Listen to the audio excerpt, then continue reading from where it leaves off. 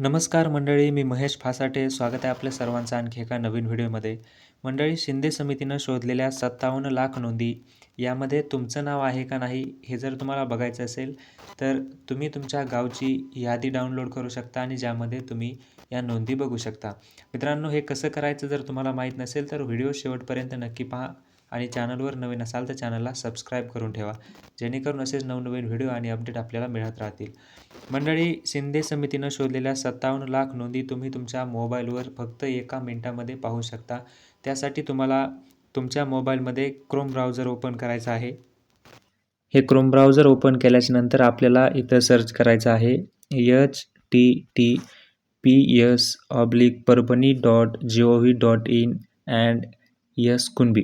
मित्रांनो, वरती तुम्ही बघू शकता ज्या प्रकारे आपण सर्च केलेलं आहे यामध्ये जे परभणी नाव आहे, या परभणीच्या ठिकाणी तुम्हाला ज्या जिल्ह्याच्या नोंदी पाहायच्या त्या जिल्ह्याचं नाव टाकायचं आहे. इथं आपण परभणीच्या नोंदी शोधतोय म्हणून आपण इथं परभणी असं नाव टाकलेलं आहे.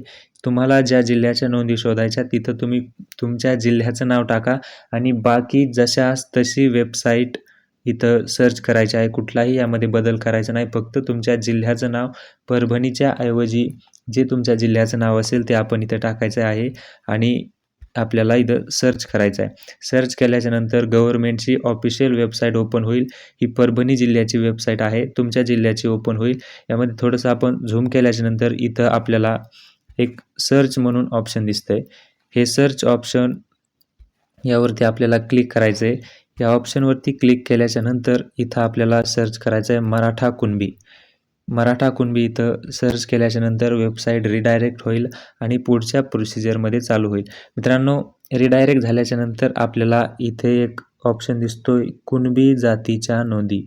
कुणबी जातीच्या नोंदी यावरती क्लिक करायचं आहे. कुणबी जातीच्या नोंदी यावर क्लिक केल्याच्यानंतर पुन्हा आपल्यासमोर अशा प्रकारचं पेज ओपन झालेलं असेल आणि यामध्ये तुम्ही बघू शकताय तालुक्याचं नाव आणि गावाचं नाव दिलेलं आहे. खाली संपूर्ण ही गावाची नावाची यादी दिलेली आहे, ज्यामध्ये आपण तुमच्या गावाचं नाव तुम्ही बघून यादी डाउनलोड करू शकता.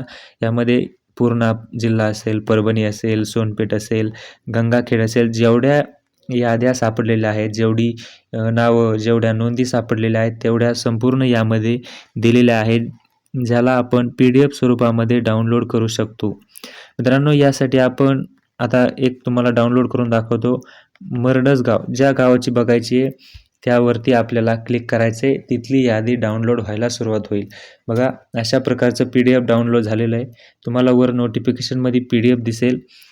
वर नोटिफिकेशनमध्ये तुम्हाला हे अशा प्रकारचं PDF दिसेल, ज्यावरून तुम्ही त्यावर क्लिक केल्याच्यानंतर अशी वेबसाईट आपल्यासमोर ओपन झालेली असेल, ज्यामध्ये ही यादी आहे. आपण या यादीमध्ये या संपूर्ण नोंदी पाहू शकता. मित्रांनो, या नोंदी मोडी भाषेत आहेत, मोडी लिपीमध्ये आहेत. या जर तुम्हाला वाचता येत नसतील काही चिंता करण्याची गरज नाही, कारण यांचं ट्रान्सलेशन हे मराठीमध्ये खाली करून दिलेलं आहे. मित्रांनो, हे बघा मराठीमध्ये ट्रान्सलेशन केलेलं आहे, ज्यासाठी तुम्हाला तुमच्या आजोबा पणजोबा यांची नावं माहिती असणं गरजेचं आहे. तर अशा प्रकारे यादी डाउनलोड करून तुम्ही तुमच्या कुणबी नोंदी शोधू शकता. आता बरीचशी गावं, बरीचशी तालुके यामध्ये नाही आहेत, ज्या ठिकाणच्या नोंदी ह्या सापडलेल्या नाही आहेत. तर या ठिकाणी तुम्हाला पर्याय पुढे काहीतरी असेल, परंतु ज्या नोंदी सापडलेल्या आहेत त्या तुम्ही अशा प्रकारे शोधू शकता आणि तुमचं नाव या नोंदींमध्ये आहे का पाहू शकता आणि कुणबी सर्टिफिकेट मिळवू शकता. व्हिडिओ कसा वाटला कमेंट करून नक्की सांगा. आपण भेटूयात पुढील व्हिडिओमध्ये आणखी एका नवीन माहिती आणि अपडेटसह. तोपर्यंत धन्यवाद.